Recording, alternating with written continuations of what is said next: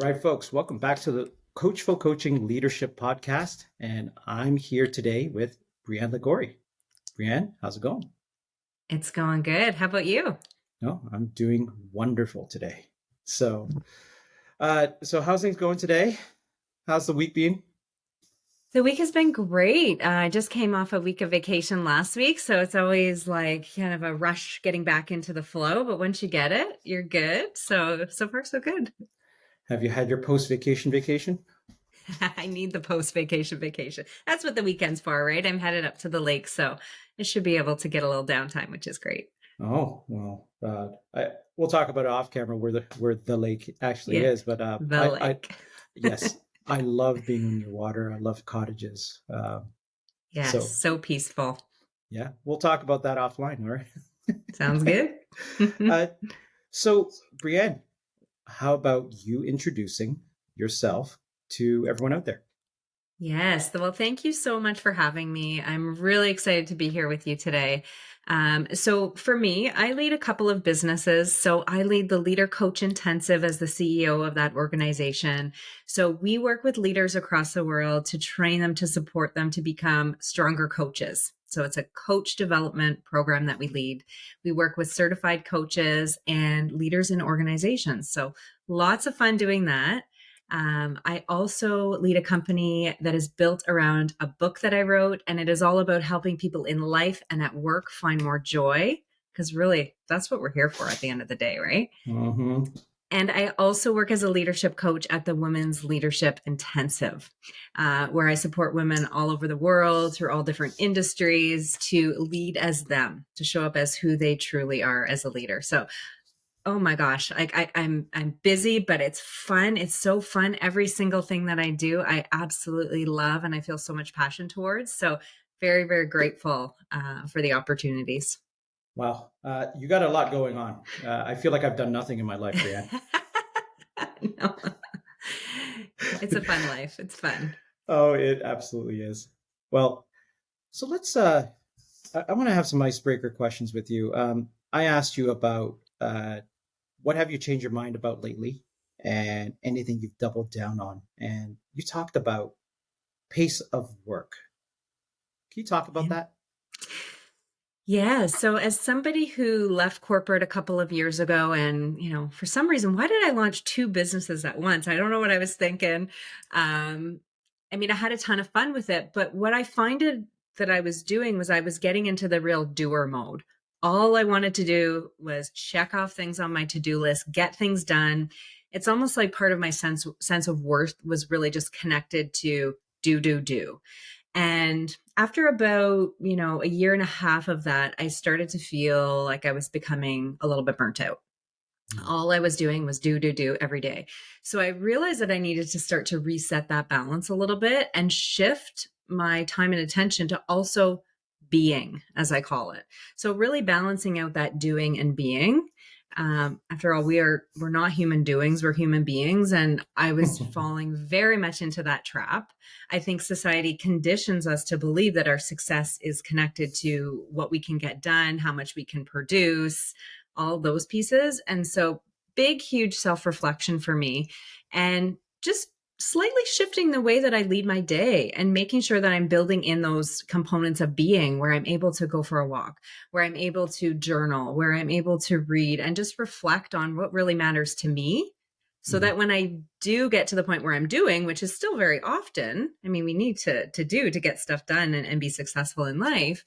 But I was much more effective at the doing when I was spending time with the being. And so for me, it's sort of this balancing kind of that like yin and yang energy and being really mindful of it every single day. So that's where I'm at on my learning journey right now. I ended up actually taking a step back from some of my social media activities in one of my businesses for that specific reason, because my pace was feeling a little bit out of control. I needed a bit of space to breathe. And so it was really important. And I know that I have the power of choice to choose how I design my days. And that, of course, factors into the joy that I have in my life. So taking a step back from that, I feel refreshed, rejuvenated, and I'm really excited to get back into the promotion of my book, which is, it's so important to me. But I knew, even though it was important to me, I needed to just take a pause take a Mhm. human pause, right? Yeah. Yeah. Why don't you talk more about that book? I think it's called Claiming Your TGI Today. Is that right? It is. Yeah. So it launched last year. This is actually it here for the people that are able to view the video. Mhm. Claiming your TGI today. So really the idea behind this is something that I was observing as a coach and leader in terms of how we're living our life as a society. So I sort of see that we live in this TGIF society. So it's Mhm. like, not only can I not wait till Friday, but I can't wait till that next promotion, the next job title, the next bonus check, the next car. And it's almost like our whole entire lives are about collecting things, worrying about what people think about us, what car we Mhm. have in the driveway. And we've kind of moved away from finding joy in the present moment of today. So, this book is all about helping people get to joy today because ultimately, at the end of the day, that's what we're here for. We are here to live a joyous life. We're not here to collect more things. We don't die with pockets, right? So, at the end of the Mhm. day, life is for living. And so, this book is a step by step approach with the sort of the TGI Today formula as its foundation, which walks people through step by step to start finding more joy in the present moment. So you talk about people who are looking for things that are material, like cars, houses, clothing. But what about folks? Do you also address like folks who have, it's almost like a, what do you want to call it? Like a your so that's a form of self worth or self acceptance, and it's there's the mental side of it too, right? Yeah. Um, do you address any of that and how you can actually, I guess, rewire the brain so that you're not wired to thinking, okay, well, I need this thing Yes. in order to be happy. But that thing is very temporary, like cars. Oh my gosh, cars. So many people love cars. Yeah. I don't blame them. Here's a crazy and true fact about me. I don't care about cars really. I truly don't care about cars. I have a slow car. It goes 0 to 100 in 15 minutes. Nice. 15 Yeah, minutes. I love yeah, it. yeah. Well, it feels like 15 minutes, right? When Yeah. you're up against like the Teslas That's for and sure.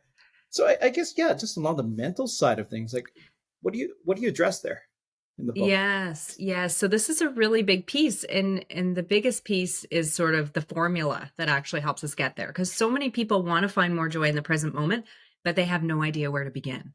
It is such a big topic. And so this book kind of brings together all those factors of addressing those internal things that are going to help us get there. So the way the formula works is it's 4 components. So it's purpose Hmm. plus people plus pace, and it sits on the foundation of the power of choice. And I'm just going to hold this up to the screen if for people watching, you can Yeah. see the formula here. So Hmm. feel free to take a screen grab for anyone watching this. So this is all about harnessing our own power. Okay. Hmm. So purpose is all about what we are here on earth to achieve. What brings us joy? What are those simple things in life where we feel most ourself, feel truly joyous? People is about who we're surrounding ourselves with. And then pace is sort of what I was talking a little bit about before is the pace of our day. Is our pace ideal or is it completely out of control like mine was? Hmm. And then that power of choice is really the most important piece because if anything in our purpose, people, or pace is not lining up with our joy, then we have a choice to do something different. So, this book is all about helping people to realize that their happiness actually lies in their own hands. It isn't about things external to ourselves. It is about defining your own definition of success and going after it and making choices to live by that every single day. So purpose, people, pace, and that's all wrapped around the power of choice. Uh, That's right. can we dig into a few of those? Let's dig in. Yeah, let's dig in. So purpose. I think we talk a lot about purpose. There's a lot of talks out there about having Mm-hmm. purpose, Yeah. having a mission or a vision. What's your take on having purpose?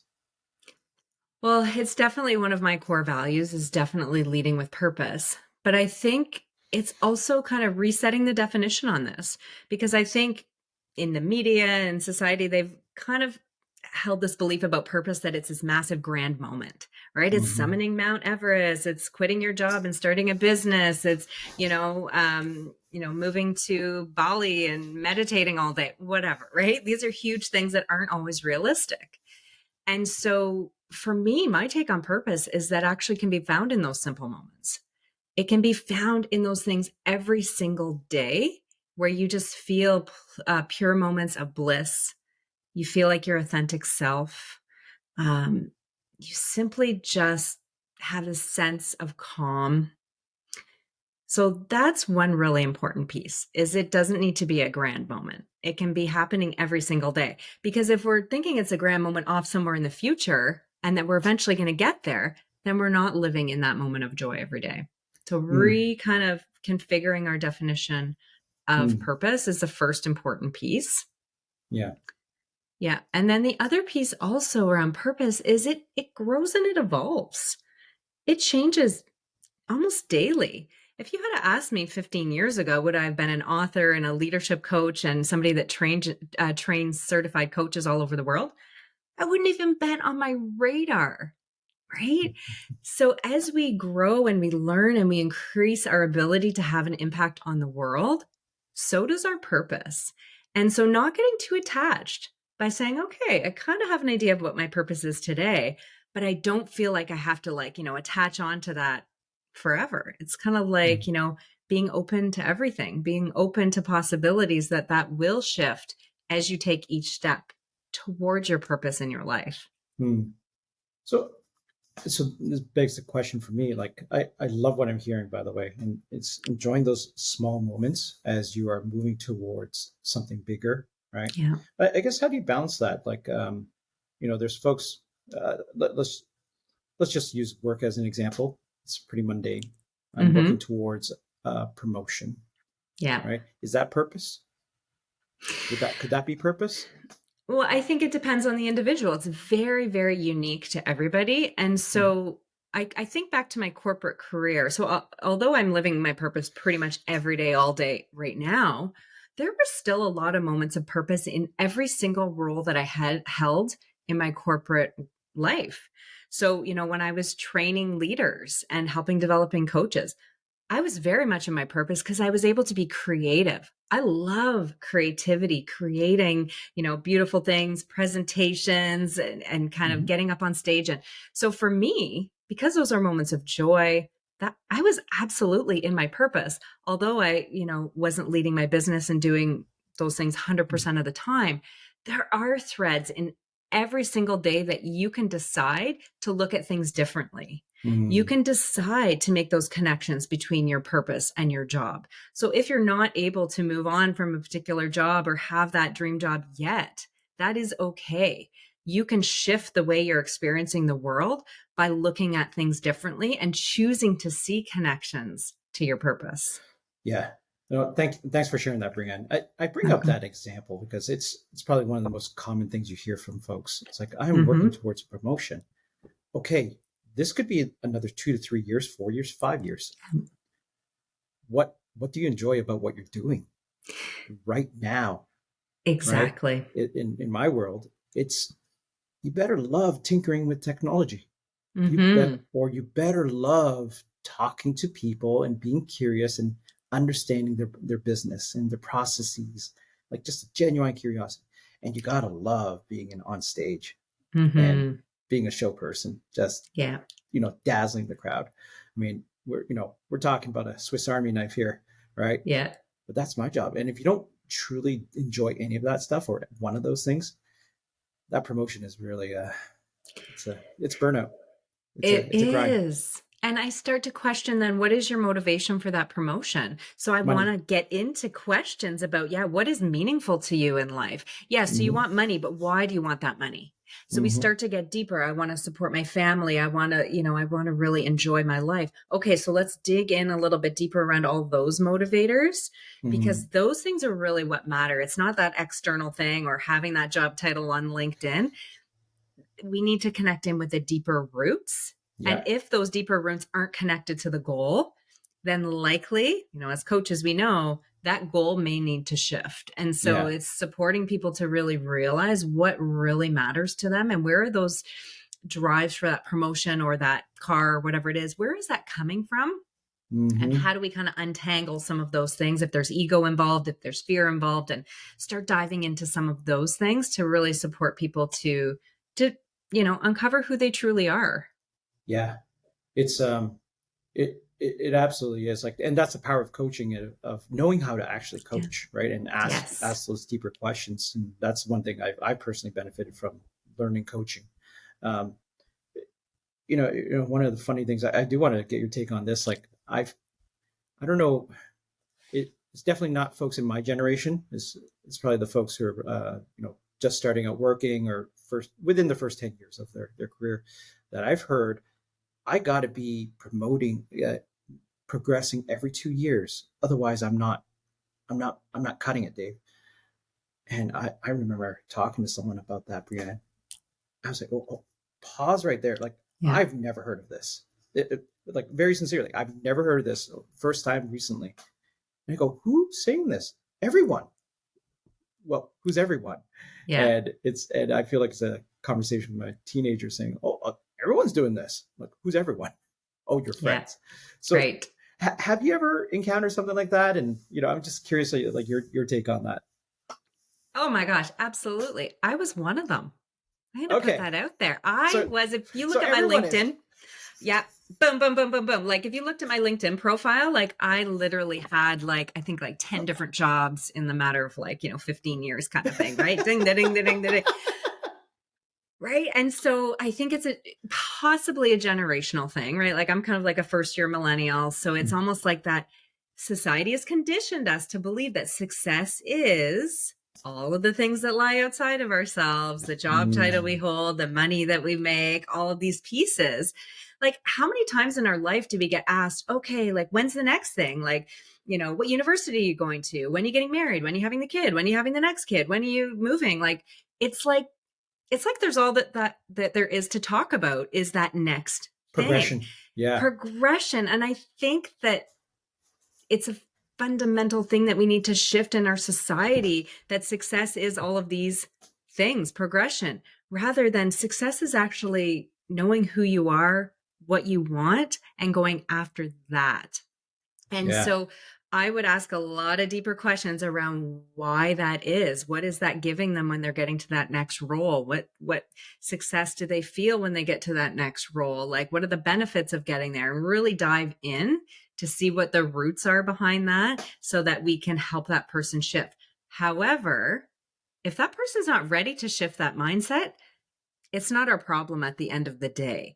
And Yeah. so people will shift when they're ready to shift. All we can do is support them with the questions and the tools to uncover who they are. But if they're not ready yet, that's okay. They'll get there when they are ready, and we will be there to support them when they're ready for that journey. Yeah. No. Thanks for touching on that. Let's move on to the other piece. So purpose, people, and pace. So people. What about Yes. people? People. So it is all about who we're surrounding ourselves with. It's, people that lift us up, that support us to meet our goals. And so often we have in our lives toxic people that are actually kind of holding us back. So it is up to us to make choices. So the first thing is if somebody's toxic in your life, you have the choice to not spend time with them.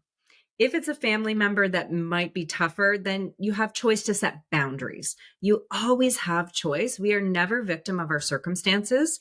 And so that is really, really key here is identifying in your life who are the people that lift you up and support you and looking at how do you spend more time with those people? How do you ask for different things from different people in your life? So in my book, I kind of go into the different styles of people that we might want to have in our life, whether it be somebody that empowers you, somebody that inspires you, somebody that listens, maybe somebody that's sort of a teacher in disguise that may seem like a critic, but they're actually there to teach you valuable lessons. Yeah. So it's about building out your team of people around you. Mhm. And if you're missing any of those people, perhaps you might be able to ask, maybe you have someone that's a great listener. You might be able to ask them to challenge you a little bit more and say, I really need someone to challenge my thinking here. Can you support me with that? Mhm. So we ultimately have so much choice, about the people around us and what we're getting from them. And then, of course, the other way around, what we're bringing to the people in our lives. So, doing a ton of self reflection around that is really key to finding more joy each day. Yeah, and your last point around what are you doing for the people around you? Mm-hmm. Like in one of my last podcasts, we talked about service to others, Yes. and how when you think about what you're doing, like whether writing a book or your organization, leader coach intensive, if you think about it as this is a service to others, I'm here to help others. It it takes the pressure off you in many ways, to Yes. perform, and you do things better, more productively, um, Yeah. and actually just comes out more natural. Uh, Oh, so yes. helping people, have you considered that too in the people side of it? Like, what are you doing? Like you talked about the inner, like the board of directors. Yeah. What are you doing for? You're part of the board of directors of someone else's life, right? Mm-hmm. Yes. Yeah. It is really, really important to understand how we're serving others. And I find I talk about this a lot in our leadership development program is showing up side by side, right? Like we're just here to have a conversation today rather than me performing as, a leader or coach. And I feel like I have to be the expert and just like help this person have this massive transformation rather than just showing up and being there because that's so lacking in our world. Like, how often do we show up and say, "Hey, how are you?" And then you say, "How are you?" And then we move on. We don't actually fully listen to how that person is doing as a human being. We Yeah, dive right into business. But if we actually took the time to truly just put the humanity of everybody first, so much else would change in the world and in business. yeah, yeah. The hi, how are you doing? It's Yep. especially in the business world, I find it. I'll say this. I still have a job, so I got to say this very, very politely. It's I think relationships would benefit just by adding a little more, concern for the other individual's family, what else is Yeah. going on around them versus, Mm-hmm. okay, here's the KPIs, OKRs. You got to hit these numbers right now. Yeah. You can still do that, but also care about like what's going on in your life, Brianne. Right? Yes. And just starting that way, it's okay, right? I can Mm-hmm. still hold you accountable, That's it. but treating you as a whole person versus, okay, you're a cog in the wheel. Mm-hmm. What's the numbers today? Yeah. Whatever Yeah. those numbers might be, right? Yeah. So, I uh, always sort of say, like, how are you really? yeah, Like, how are you really? And giving people space to answer and yeah, without judgment and just allowing them to share. And then I think we'll find when we do allow, we're going to be so much more productive in the yeah, work that we're doing and with those KPIs because we've allowed people to share where they're at and we've accepted where they're at. yeah. People will actually open up to you more Yes. and tell you more, and actually, you're actually more productive, which Mm-hmm. is reality. But Yeah. um, that's another thing to change in our world, and Yeah. that's a product of not the individuals. Honestly, I mean, it's the group of individuals and organization that Mm-hmm. have it ingrained in their Yeah. mind. The cultural fabric is just we got to grind, we got to work harder than the competitor, and in order to Yeah. get there, every weekend, every evening needs to be taken up with hitting these KPIs, and Yeah. it's a cultural issue, that's for sure. Mm-hmm. So Yeah. opinions are my own, nothing to do with my company. I'll edit that out. Um, what about pace? Yeah, so pace is probably one of the ones that gets the most attention because so many of us feel like we live on this like giant treadmill. It's like go, go, go, do, do, do. Like we get up, first thing in the morning and we just don't stop until we drop basically at like 9, 10, We 10 were just p.m. at talking about night. that. I was just talking about that, the pace, right? Yeah, exactly. And so this is huge. In the book, we talk a lot about what are the key factors that are kind of going into why we are living this pace. We talk a lot about fear. We talk a lot about ego and really kind of supporting people to go a bit deeper on that in terms of why they're making the decisions they're making. We talk about connecting who you truly are with how you spend your time. And we do a bit of an inventory to help people go, oh, I'm actually not spending my time on what matters to me at all.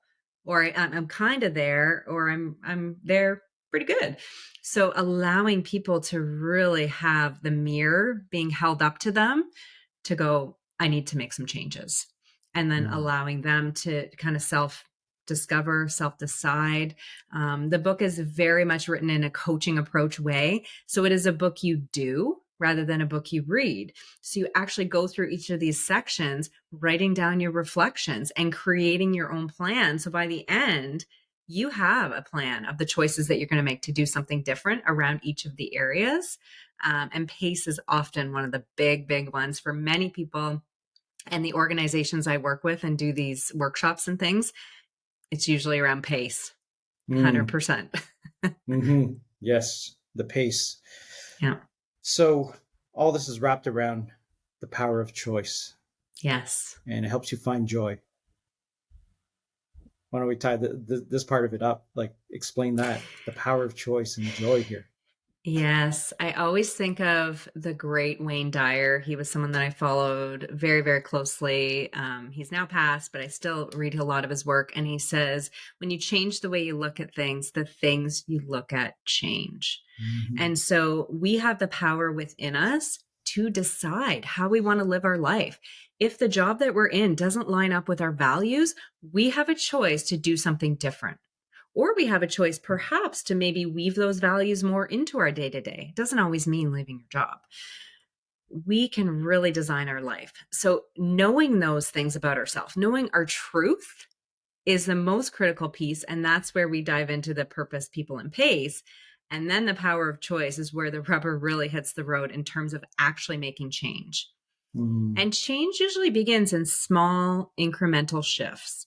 So this book isn't encouraging you to do like a major overhaul in your life in one instant. It is encouraging you to make small, manageable choices that will add up to big things. And that's sort of the approach of the power of choice. Mm. I was just talking to a friend yesterday, and I haven't seen him in a few months now, but he actually said to me, he's like, Dave, I lost 28 pounds. I go, Wow. wow. And it was in a period of like 7 months at least. And he's still going. And I'm always very interested. When I was many years ago, I went through a big transformation that way too, like in terms of weight and body and everything. Lots of work. But I kind of knew the answer, but I go, so what'd you do? And I was hoping I wasn't hearing. I took you name the diet, right? Yeah. It, it wasn't. It wasn't a diet. It goes, well, it was in the sense of like, Dave, I'm eating more protein. I'm having carbs. I'm eating carbs. I do have alcohol occasion, but not often. And Mm-hmm. I go, how do you feel? He goes, wonderful. And I have a great workout routine now. Like he was Yeah. always active, but now he's just active in a different way. He was open to Mm-hmm. learning. It's like I've gained I've lost 28 pounds. I'm more muscular. I have better endurance, and I feel great, and I don't feel deprived. And Yeah. and we were talking about how just gradual change. I goes, it's sustainable, and he's like, yeah, I don't need anyone to force me to do anything. Mm-hmm. And it's because all those the program diet, whatever you want to call it, was very sustainable. Yes. And that's how change needs to be, right? Like I know this guy's just going to maintain this. Like he loves how he feels. Mm-hmm. Good for And then him. yeah, and then he's also been in the pharma industry, like yourself, and Mm-hmm. you're talking about Ozempic and all that stuff, and we're like, Yeah.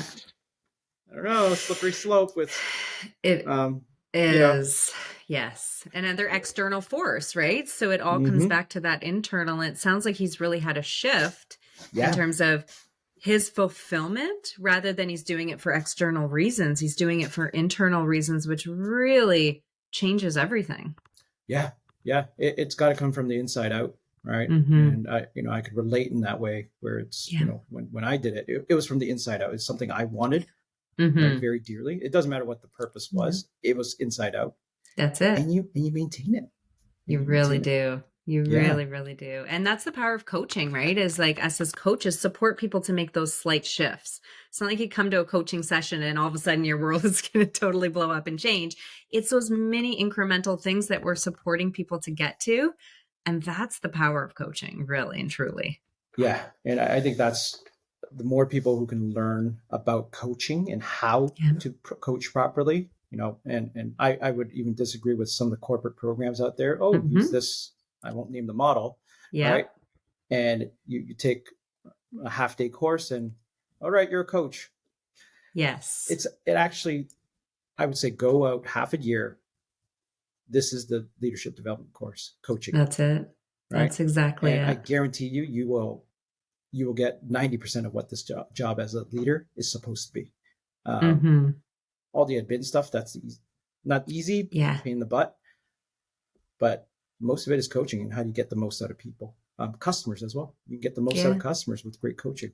Yeah. Um, so um, I want to shift to, so thank you, by the way, talking about TGI today. You're welcome. I, you mentioned to me about leading the modern workforce, and I think there's some Mm-hmm. connection to this, and it's a lot of what your coaching organization is all about, and such. Talk to me about you know you know leading the modern workforce. You talk about like there's this lack of joy in there, and people are just going at a crazy pace. What are you seeing in the modern workforce? Yeah. So I think the first piece is, so what is the modern workforce? And Yeah. I sort of see it as many different factors. The first one, of course, is newer generations. So it's well known that by 2025, 75% of the workforce is going to be millennial and Gen Z. Mm, And they are looking for vastly different leadership. Of course, the workforce is becoming much more diverse, much more women in leadership roles as well. And not to mention post COVID. So the modern workforce also encompasses our post COVID expectations. So through COVID, a lot of people realize they don't want to be just working in these grind jobs that don't really care about them, that are just about delivering the number to the shareholders, that really don't have a purpose. A lot of people are kind of throwing their hands up and saying, I'm done with that. I want to live a joyous life and I want to work for an organization that cares about me, that helps me connect to my individual purpose, that supports me to live a joyous life. And that includes all areas of my life. Kind of that old mm, fashioned thinking is that you have the separate work self and a separate home self is gone. It no mm, longer exists. It probably never really did exist, but the older generations kind of put up with it because the old traditional hierarchical leadership, that's kind of the approach that was happening. And so mm, that is being blown up as we speak. We can kind of see threads of people still trying to grasp onto that from sort of the old generations, old traditional top down by, forcing people back to the office full time and all of these pieces. That is people grasping at straws to try and remain in control. But in reality, the modern workforce will not put up with that at the end of the day. mm, Um, Things need to change. We need to shift from I'm up here as a leader and I know everything to we're side by side. We are mm, human to human. I may hold a different role than you as a leader, but we're in this journey together as human beings. Let's get to know each other, what matters to each other, what our values are, build trust with each other through that. And through that, we're leading in the world together rather than, I'm leading the pack and you're following behind. So a mm. ton needs to change. There are a lot of, people that are driving for this change. We're not there yet. But we need to continue to challenge these old ways of doing things because they're just simply not working for the modern workforce. Mm. So back to office push. Yeah. All right. Dare I ask you what your take is on that? Oh man, this is a hot topic. Yeah. Again, I do think it is a way of old top down, just clinging to that way of doing things to exert power over people. Um, where true empowerment supports people to take power over their own life. That's a big topic we get asked a lot about. What does empowerment actually mean? Empowerment is not delegation, and I need to tell you what to do. Empowerment is helping somebody find their own power. And so I truly believe that we need to find a flexible model. There are some organizations that will need people there because of the nature of their work, and that's totally fine. Manufacturing, a lot of healthcare, things like that. But the majority of corporate North America does not need people there every day. And so I think it's about finding a flexible model that meets the needs of your people as human beings, but also meets the business goals. And so I think a great example of that is my previous company, Boehringer Ingelheim. I've kind of kept, an eye on what's been happening there. And they have a beautiful, flexible model that allows people to, come in a couple of days a week to connect and, work on goals together. And then, 3 days or so a week, they're on their own, which Yeah. allows people to have more family time, more of that kind of being time that I talked about to really recharge so that we're more effective at the work that we do. So I think that's a really beautiful approach. And they took that approach based on collecting feedback from people in their organization to kind of build that collectively rather than I'm going to tell you what you're going to do and you're going to do it or you leave. That's just not going to work anymore. And eventually we're going to have a workforce crisis because a lot of the newer generations can go and make more starting a YouTube channel or doing gig work than they can in corporate America. So in the next 5 years, we're headed for a really major crisis unless we shift. So Yeah. that in a nutshell is my take. Yeah. Yeah. And I think when you look at, the back to office push with some organizations, and yes, I agree with you. There are jobs where you should be in person. It is a customer facing job. Yeah. You should be in person. Um, but the requirement to absolutely be in an office 5 to 6 days a week, right? You must be Mm-hmm. there at 9, no Yeah. later than 5 is what you're leaving. When you're leaving, it's antiquated. Yeah. Um, and one of the largest experiments happened a few years ago, right? Mm-hmm. When everyone was stuck at home. Yeah. I think a lot of these white collar jobs didn't suffer. Like the results, the Nope. KPIs go back to that. They did not suffer. In fact, it probably got better, right? Yes. Your top line got pretty good in some places, and your bottom line, like the expenses actually went down significantly, Yeah. right? So I don't know. I guess we'll see what happens there, right? But a large experiment has shown that it works, in my Yes. opinion. And I think there are, what you're saying, uh, there are pressures, I understand too, right? Whether it's from investors and such in some Mm-hmm. organizations, like, hey, we need to get people back in here. But for the most part, I think a lot can be done when you give people flexibility, right? That's right. My opinion's alone. uh, so I do want to ask you about the Women's Leadership Intensive. So you talked about that. What's that about? And how do you help others with that Yeah, organization? it's an amazing organization. So that organization is actually owned by my business partner, Belinda Clemenson. She owns that business. And then, of course, she pulls me in as one of the leadership coaches. And the Women's Leadership Intensive it's a year-long experience that supports women to find their own authentic leader within, to lead as who they are. As we know, there are challenges in terms of women in C-suite leadership. When we Mm-hmm. look at Fortune 500 companies, there are more leaders named John than there are women leading those organizations. And so major issues here. And so this organization is really about advocating for women, supporting women to take on those leadership roles and develop them so they are ready to take on those roles. And so I get to work one-on-one with women across the globe, across industries, all the way from pharma, all the way to mining. I have a bunch of women in mining, Mm-hmm. which is really, really amazing to work with them. So I Mm. have a ton of fun doing it. And it's just such a great growth experience for all of us to learn from each other, to support each other on our leadership journey. So I'm very grateful for that opportunity. Okay, well, we'll share more of that in the show notes about all three things that you're doing, right? Yeah. So I guess for you, what are you looking forward to?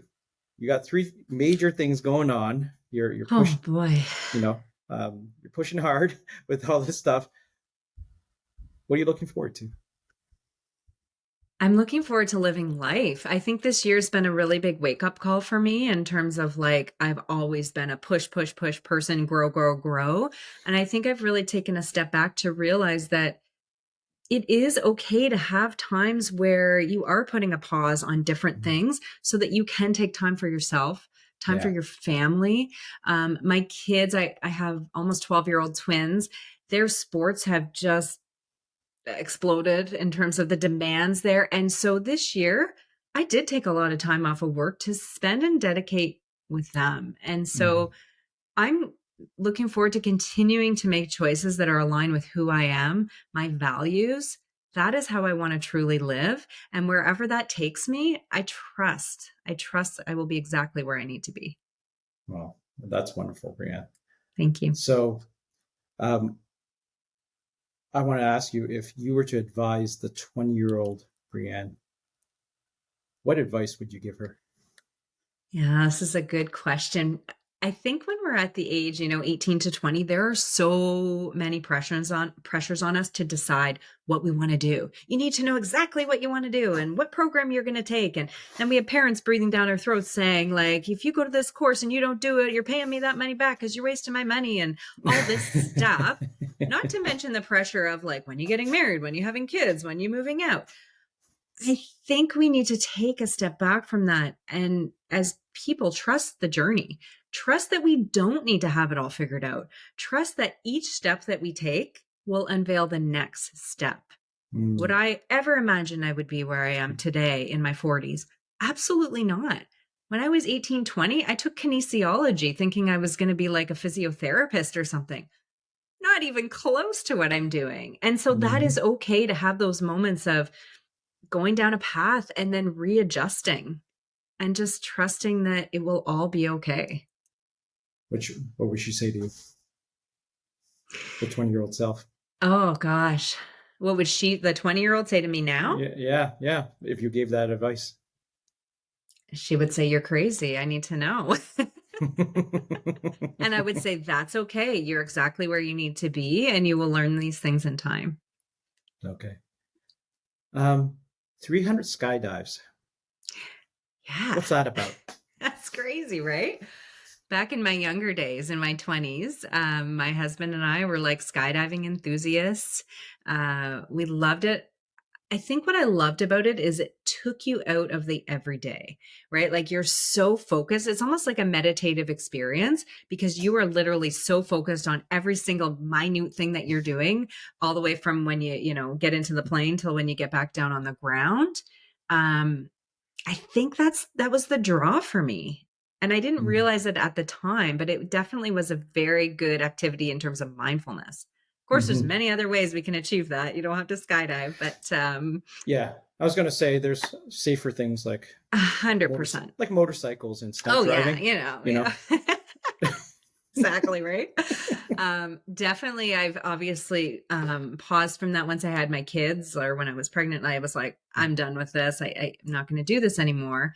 But it's a big lesson that we need to find those things that do help us really hone in and laser focus so we can get out of that hamster wheel of our head, which causes us a lot of stress. So finding something like that has been really important to me. And so now I spend a lot of time by the river, spend a lot of time by the water. I spend a lot of time even watching my kids' sports, like not sitting there on my phone like you see many of the parents, but just truly Mhm. being in the moment and watching everything that they're doing. And again, that's sort of one of those being things that I'm working on that then helps me to be more successful. Yeah, the being. I was at an event for my kids at their school last night, and it was like, you know, the kids had like they had a DJ there and all these Hmm. jumpy castles everywhere at the school, and so they had so much fun. Yeah. And honestly, I just stood there watching for like three Yeah. hours. And then one of the parents, on their phone most of the time said, Yeah. "Hey, why don't you record what your kids are doing?" And I'm like, I'm just watching. Yeah. I, like, Yes. can we just watch it and without recording it? It's okay. I've Yeah. recorded a lot of these things over the year. I don't know about you. Yeah. I have not watched that Christmas Nope. concert, that out of tune singing for like the adorable like hell, but my God, the worst singing for the 5 minutes. Yes. Oh my Yeah. God. Uh, I have not rewatched any of those videos. I hear ya. Being in the moment is so much more important. Usually, like when my daughter's competing, I'll actually have somebody else record her for me so that I can truly be present because watching through a screen is just not the same. Yeah, yeah. It's absolutely not the same. And Yeah. concerts, everything else, like people put up Hmm. their phones. I'm like, why don't you just enjoy Let's what's be. there? Yeah. Yes. Yes. But that's me. That's you. Yeah. Yep. There you've come to a realization. So, Brianne, I always leave the last question to the guest. What question do you have for me? Oh my gosh. Oh, this is such a good question. I need to think about this for a sec, Dave. I would ask you, actually turn the tables on you, because I know you lead a team. How do you support your team to find more joy at work? Yeah. Um, I think there's a few things I think about. You know, when I think about my team, it's number one is you talk about the empowerment. You treat everyone like adults. Trust Yeah. first, right? Trust. There's a trust but verify element to it, but we'll get into that.